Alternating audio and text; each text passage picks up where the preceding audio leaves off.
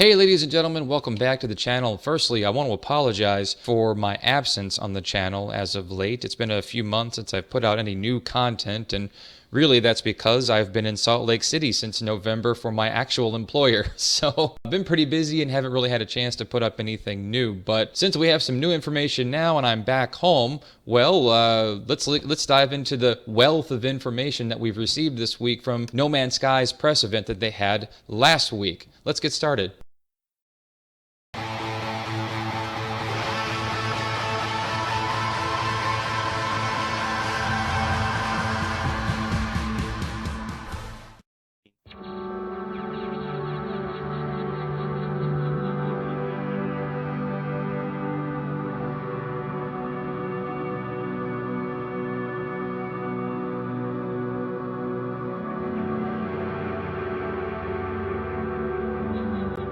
So boy, do I have a lot of bullet points for you here in regards to all of the new information we have. So first, let's dive into the survival aspect. Now, we've already known that No Man's Sky has had a survival aspect, but we haven't really known quite how deep it is. So firstly, let's talk atmosphere.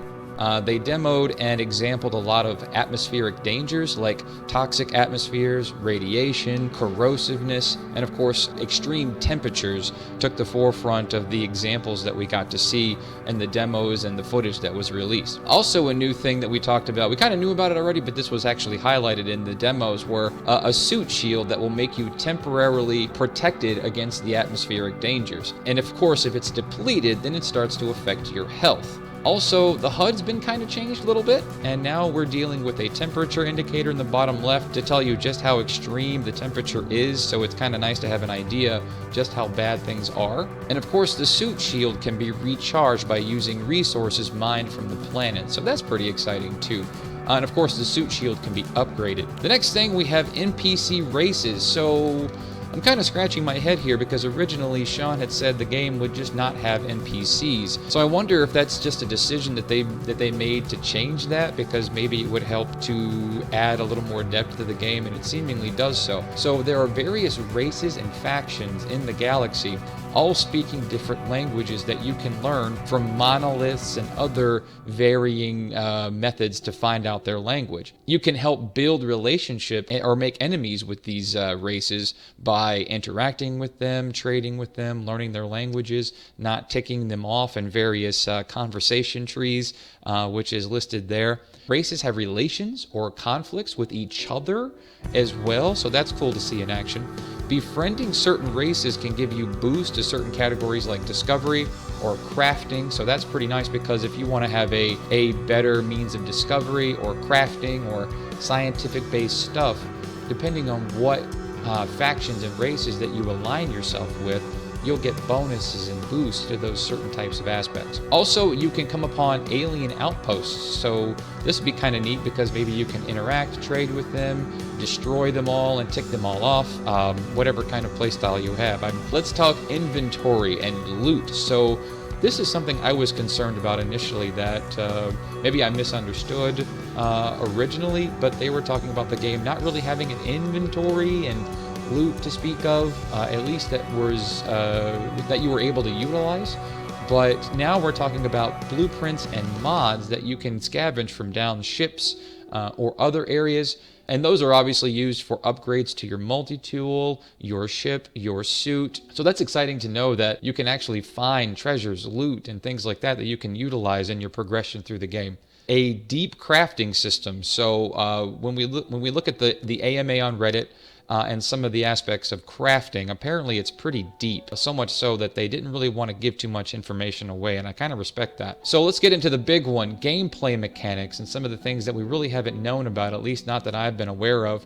But binoculars are available with multiple zoom levels, and you can use them to tag key objects.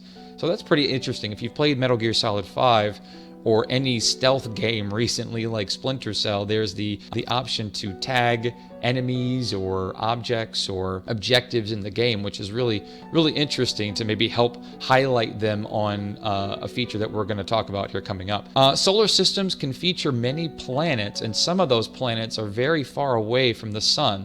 that can take an extended amount of time. One of the interviews that I show, it took about 15 minutes to travel away from the main piece of the solar system to get to the outskirts to this planet. But what's really cool is the next piece is a planetary distance calculation and arrival time. So if you're charting a course for a distant planet, it helps you to understand what the distance is and how long it's going to take you to get there, so you can make a decision ahead of time on, do I really want to spend 20 minutes traveling to a planet, and is it worth it? And I'm wagering that it probably is. I'm hoping so. You can hack alien equipment for various uses. There was quite a bit of talk about light switches and alarm panels and things like that. But the cool part about alarm panels is that you only get one chance to disarm them.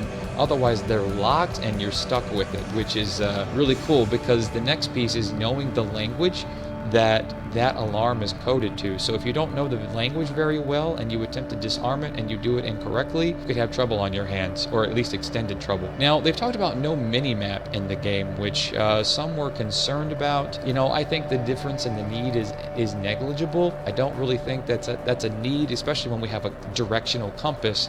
And we remember from E3 last year that they demonstrated being able to scan planets and get a general idea of what some of the objective markers are.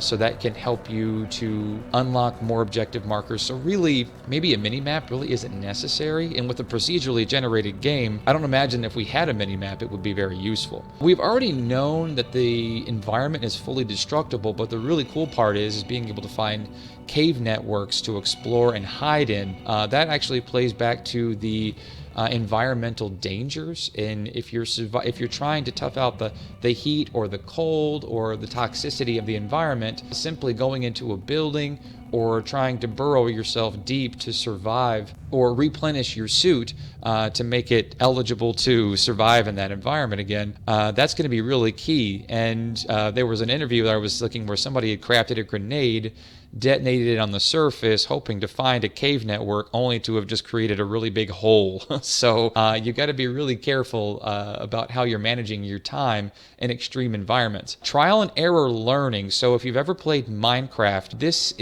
that kind of goes in that vein, because the game doesn't really do anything, or at least historically didn't do much to explain to you the mechanics of the game. It left it to you to figure out those differences. So trial and error learning and no explanation of the mechanics seems to be a key of the game, and Sean has already said that that's a risk that they're willing to take. And do expect yourself to have a wiki open, maybe.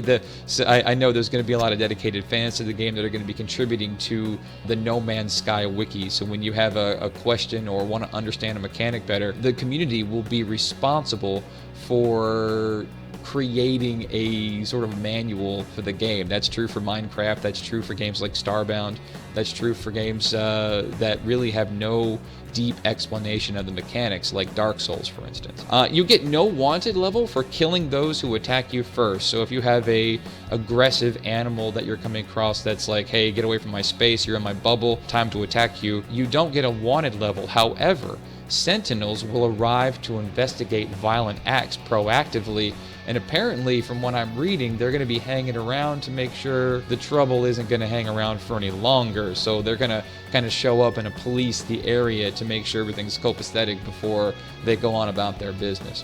This is something that we've heard already, but it's been highlighted again as a really cool feature, that the game gets progressively harder the closer you get to the center of the galaxy. The trading economy encourages buying low and selling high. We kind of knew that already, but the idea of flying to different solar systems to take your resources and sell them off for a higher price to get some of that profit, make some of that galactic paper, is going to be kind of nice.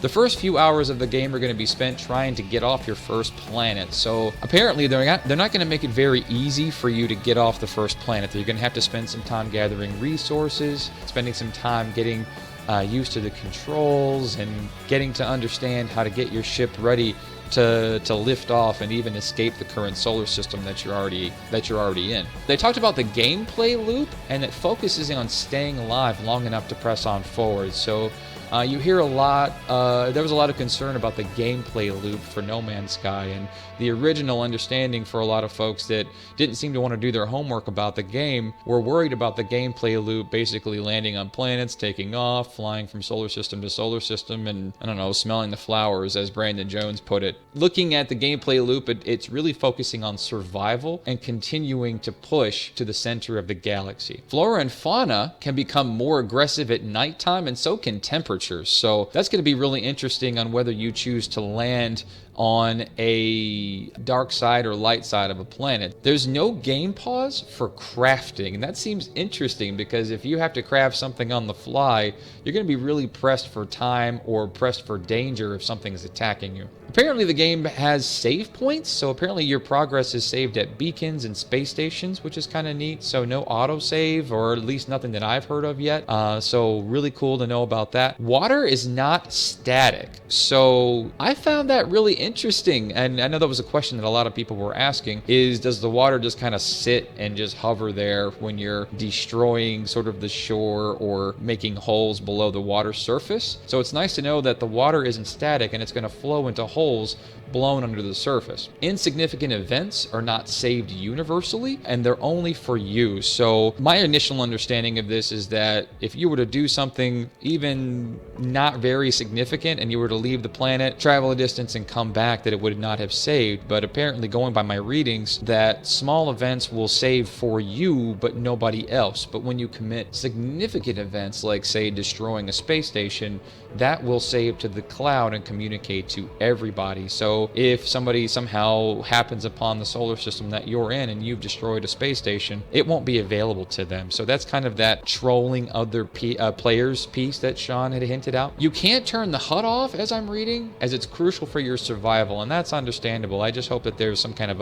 a photo mode for us share button users to. That would be appreciated, but it doesn't seem that you can turn off the HUD. Apparently we know very little about the depth and the amount of the game mechanics holistically. So going from the AMA from the dude Lino, he seems to think that we know a very surface level of what is available to us mechanically for the game in general. So I'm interested to know more about that. Portals are not simply usable. So if you happen upon a portal, apparently you've got to do some doing to unlock it by the way of a puzzle. So he had indicated something a bit like Metroid Prime when you want to open a certain door by shooting various panels to make the door available to use. I think we've already this one's already been hinted at, or I'm not sure if it was 100% confirmed.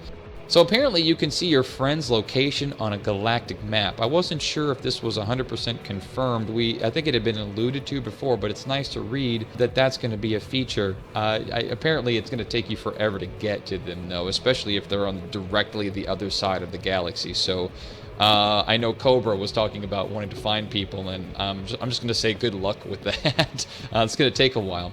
This is interesting, and I wasn't sure this was confirmed before, but the existence of a jump drive and being able to warp back to a planet once you have been to it. So that'd be kind of neat if you've taken an entire journey, you've spent 40 hours traveling to the center of the galaxy, that if you want to visit a planet that you've already been to again, that you can simply go back to it. So maybe I'm misreading it, but hopefully if I'm reading that correctly, that's exactly what that means. Now, I read an interesting comment on the AMA from the dude Lino, and he's telling us that you can own your own freighter or purchase your own freighter.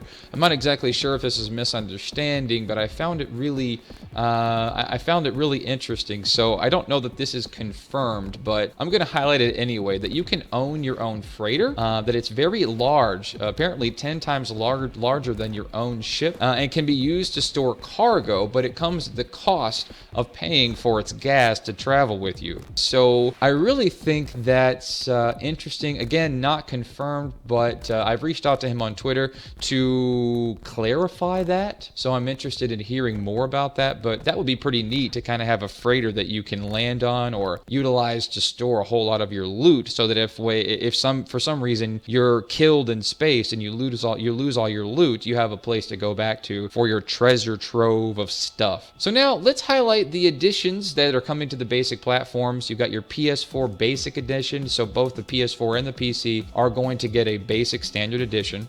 I myself have pre-ordered the PlayStation 4 limited edition with the hard book, or the hard case, the art book, which I'm really excited about because the art for No Man's Sky is very interesting to me. Comes with some starter DLC that looks to give a little bit of a boost to start your experience, and a comic book. This is interesting. Apparently the creators of Spawn have something to do with that. So, and of course the PC limited edition, that model ship, apparently an 8-inch long model ship that comes hand painted with decals, a Atlas pin. So I'm pretty interested in that. I don't know that I'm gonna have the money up front to be able to purchase that, because apparently it's in limited supply, and by the time I have the cash to be able to pick that up, it's gonna be long gone. So I'm thankful that I landed a standard, or a limited edition for the PlayStation 4.